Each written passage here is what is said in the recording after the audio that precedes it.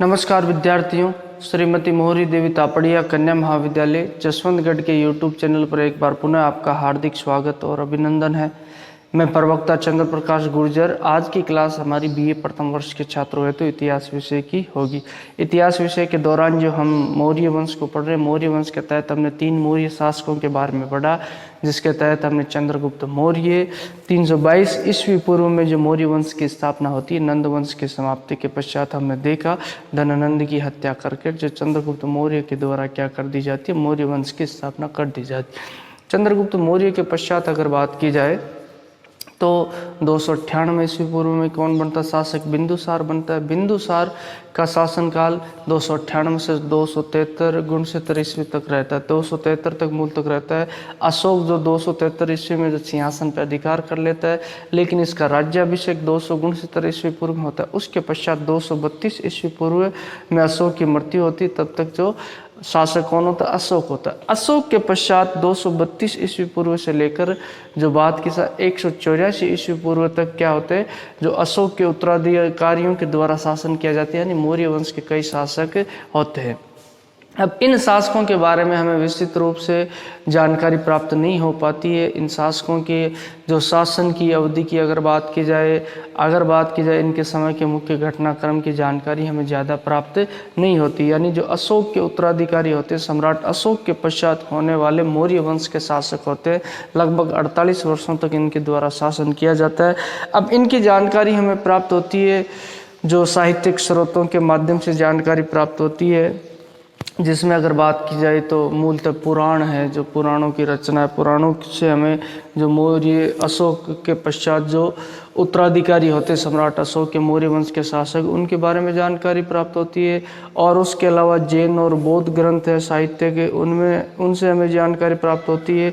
और उसके अलावा खुद सम्राट अशोक के द्वारा लिखाए गए कुछ अभिलेख है, जिनके माध्यम से हमें इनके उत्तराधिकारियों के बारे में, सम्राट अशोक के उत्तराधिकारियों के बारे में जानकारी प्राप्त होती है।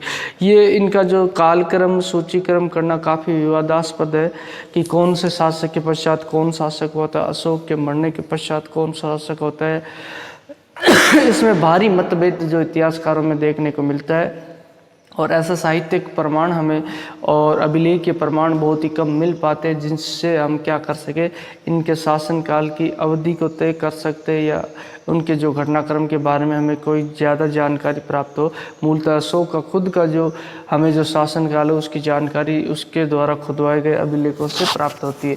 तो अब इन उत्तराधिकारियों के बारे में हमें कोई ज़्यादा विस्तृत जानकारी प्राप्त नहीं होती है। इसके आधार पर जो अगर बात की जाए, पुराणों से जो बातें हमें पता चलती है, जैन या बौद्ध ग्रंथों से जो पता चलती है, कुछ अभिलेखों से पता चलती है, उसके आधार पे जो अशोक के पश्चात होने वाले शासकों के नाम निर्धारित किए गए।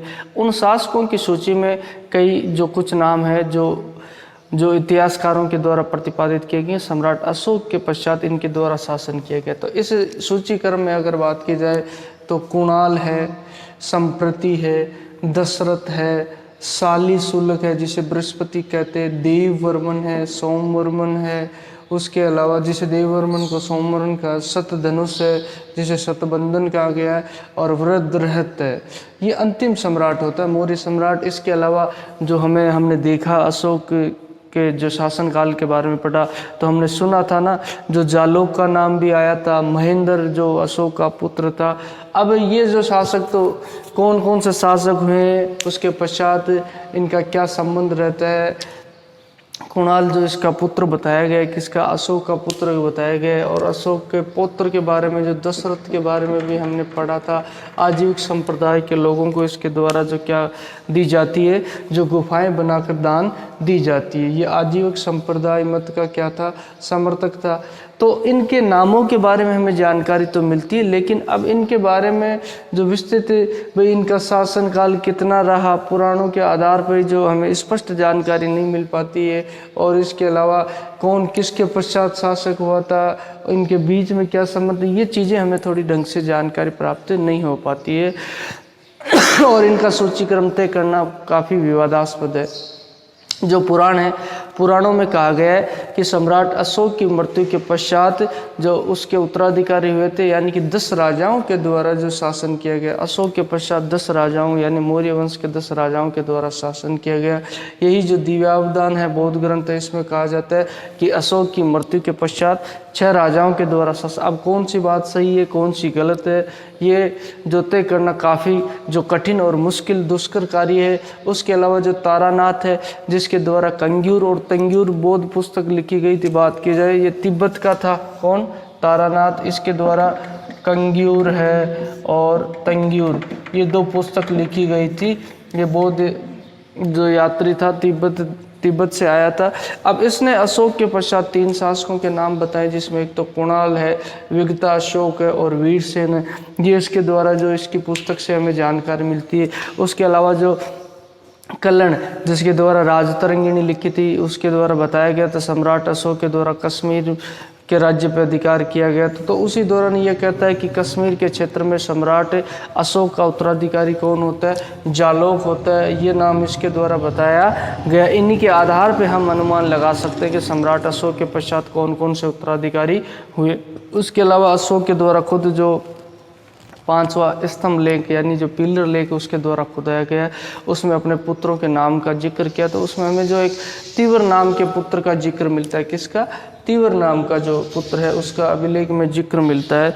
ये सम्राट अशोक अब इसके द्वारा शासन किया। इनके नामों का पुराणों में तो जिक्र मिलता ही नहीं है। तीवर का अगर बात की जाए, महेंद्र का हमें जिक्र मिलता है साहित्य ग्रंथों में। जैसा हमने देखा ना, महेंद्र और संघमित्रा जो दोनों क्या है, बौद्ध धर्म का प्रचार प्रसार करने के लिए बाहर जाते हैं, जो अन्य देशों में जाते हैं, श्रीलंका की तरफ इन्हें भेजा जाता है और श्रीलंका के शासक के द्वारा जो बौद्ध धर्म को स्वीकार भी कर लिया जाता है। तिस नाम का शासक होता है जिसके द्वारा जो बौद्ध धर्म को स्वीकार कर लिया जाता है।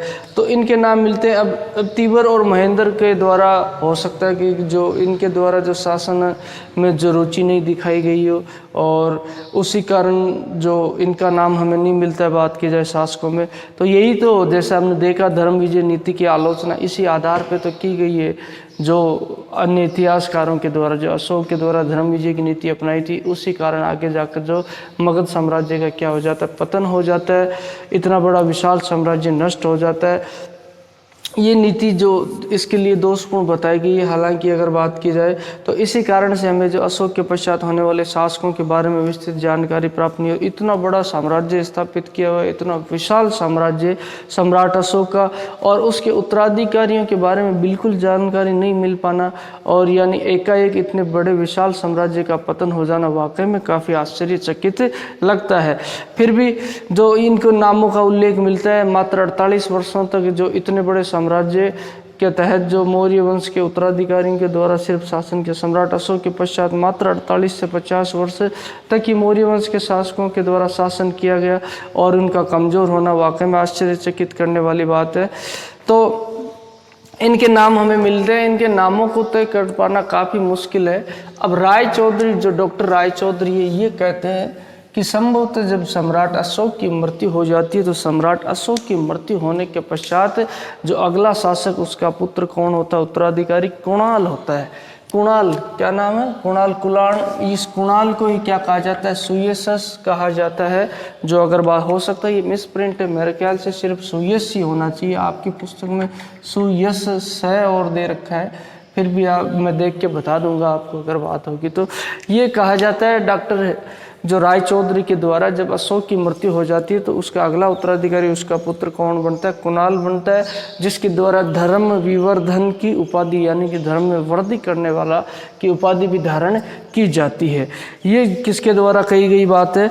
जो ये डॉक्टर राय चौधरी कहते हैं कि लगभग जब 232 ईस्वी पूर्व अशोक की मृत्यु होती है तो उसका उत्तराधिकारी कौन होता है? कुणाल नाम का शासक यानी उसका पुत्र होता है, जिसके द्वारा धर्म विवर्धन की उपाधि भी धारण की जाती है। अब ये जो इसके अलावा पुराणों में कहा जाता है कि इस कुणाल का नाम जो पुराणों में भी मिलता है, कुणालों जो कहा जाता है, पुराण में ये बात कही गई है कि इस कुणाल के द्वारा 8 वर्षों तक शासन किया गया था। 8 वर्षों तक ये मौर्य वंश का क्या रहता है? शासक रहता है। ये बात जो हमें किस में देखने को मिलती है? पुराणों में लिखी हुई मिलती है। उसके अलावा जैन और बौद्ध ग्रंथ अलग ही कहते हैं। अब इन्होंने तो उत्तराधिकारी इसको बता दिया, पुराणों ने बता दिया, राय चौधरी भी यही कहते हैं कि कुणाल है जो उत्तराधिकारी अशोक का था, लेकिन जैन और बौद्ध ग्रंथ ये बात नहीं मानते। ये कहते हैं कि संप्रति नाम का शासक होता है अशोक का उत्तराधिकारी, यानी अशोक का पुत्र जो संप्रति होता है वह क्या होता है जो अशोक का पुत्र होता है। सॉरी, ये अगर बात की जाए उसमें बताया गया है कि ये जो अशोक का उत्तराधिकारी होता है, कौन, जो ये संप्रति ये उत्तराधिकारी होता है। अब विमल चंद्र पांडे नाम के इतिहासकार के द्वारा कहा गया है कि ये जो कुणाल तो क्या होता है, कुणाल तो अंधा होता है, इसी कारण से जो कुणाल का शासन हो सकता है उसके पुत्र संप्रति के द्वारा संभाला जाता होगा, इसलिए उत्तराधिकारी उसका नाम आता होगा। ये बात जो अलग दूसरे इतिहासकार है विमल चंद्र पांडे के द्वारा कही गई है कि जो कुणाल तो अंधा था तब उसका शासनकाल उसके पुत्र संप्रति यानी अशोक के पुत्र के द्वारा संभाला जाता था लगभग, तब इसी का नाम आता है। तो संभवतः ये संप्रति ही जो अशोक का उत्तराधिकारी रहा होगा। उसके अलावा दशरथ का नाम मिलता है, अशोक का एक अन्य पुत्र होता है, कौन, दशरथ होता है। जो बात की जाए तो इसका उल्लेख मिलता है नागार्जुन की पहाड़ियों में जो अभिलेख है उन अभिलेखों में इसका नाम मिलता है। इसके द्वारा आजीविक संप्रदाय को जो गुफाएं बनाकर दान दी जाती है और आजीविक संप्रदाय का ये जो अनुयायी होता है इसका नाम भी मिलता है हमें। और उसके अलावा जो बात की जाए तो संप्रति व दशरथ जो पौत्र होता है उसके पश्चात ये इतिहासकारों के द्वारा कहा गया है कि सालिसुलग इनके पश्चात शासक रहा होगा।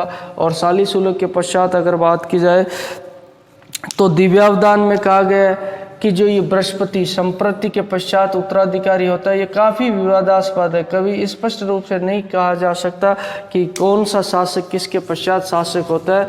मूलतः कई शासकों के हमें नाम इसमें मिलते हैं। उसके अलावा ये बात हमें जो हर्ष चरित्र है जो बाणभट्ट के द्वारा लिखित नाटक है जिससे हमें हर्ष के शासनकाल के बारे में जानकारी मिलती है, उसमें और पुराणों में उल्लेख मिलता है कि अंतिम मौर्य सम्राट कौन होता है, वृद्धरथ होता है। वृद्धरथ अंतिम मौर्य सम्राट होता है और जो एक दिन ये अपनी सेना का निरीक्षण करता है, सेना का निरीक्षण करने के लिए जाता है तो उसी समय जो पुष्यमित्र सूंग नाम का व्यक्ति होता है जिसके द्वारा हम देखेंगे आगे जो मौर्य वंश की समाप्ति के पश्चात कौन से सूंग वंश की स्थापना की जाती है, इसके द्वारा जो अंतिम मौर्य सम्राट वृद्धरथ की जो सेना का निरीक्षण करते हुए क्या कर दी जाती है, हत्या कर दी जाती है। और उसकी हत्या करने के पश्चात मौर्य वंश की बात की जाए 184 ईस्वी पूर्व में, 184 ईस्वी पूर्व में यहाँ मौर्य वंश समाप्त हो जाता है। मौर्य वंश की शुरुआत कहाँ से हुई थी, 322 ईस्वी पूर्व से हुई थी। आपने देखा था कि चंद्रगुप्त मौर्य के द्वारा,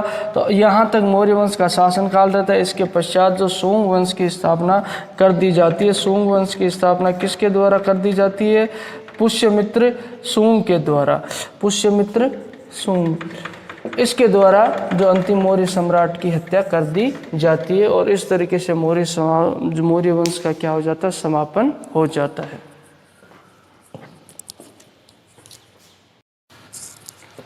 तो विद्यार्थियों आज की क्लास में जो हमने अशोक के उत्तराधिकारियों के बारे में जिक्र किया, अशोक के उत्तराधिकारियों के क्रम में हमें जो कई नाम मिलते हैं जो कुणाल, संप्रति, दशरथ, सालिसुलग, देववर्मन, सत्यधनुष, वृद्धरथ, उसके अलावा तीवर, महेंद्र, जालोक, इनका जो नामक्रम जो तय कर पाना काफ़ी कठिन है, काफ़ी विवादास्पद है। इतिहासकारों में भी काफ़ी मतभेद मिलते हैं। ये जो पुराणों और साहित्य ग्रंथों के माध्यम से हमें इनकी जानकारी मिलती है। अंतिम सम्राट जो बात की जाए वृद्धरथ का उल्लेख मिलता है। वृद्धरथ की हत्या जो 184 ईस्वी पूर्व में जो पुष्यमित्र सूंग के द्वारा जो ये अपनी सेना का निरीक्षण कर रहा था, और ये जो इसका क्या होता है, सेनापति होता है, वृद्धरथ का सेनापति पुष्यमित्र सूंग होता है, जिसके द्वारा अंतिम मौर्य सम्राट की हत्या करके मौर्य वंश को समाप्त कर दिया जाता है और इसके पश्चात सूंग वंश की स्थापना कर दी जाती है। तो बोलिए यहाँ तक आपको कोई चीज़ समझ में नहीं आई हो, किसी तरह की समस्या हो, शंका हो तो आप निसंकोच पूछ सकते हो। अब आगे की क्लास में हम जो मौर्य वंश के पतन के कारणों के बारे में, उसके अलावा मौर्य वंश के जो एडमिनिस्ट्रेशन प्रशासन के बारे में जानेंगे। तो मौर्य वंश के शासकों के बारे में हमने जान लिया। उसके पश्चात ये सूंग वंश की स्थापना होगी तो आगे के जो सूंग वंश है, जो मौर्य वंश के पश्चात शासकों के बारे में हम जानेंगे। तो आज की क्लास के लिए बस इतना ही, और सभी विद्यार्थियों का एक बार पुनः बहुत बहुत धन्यवाद।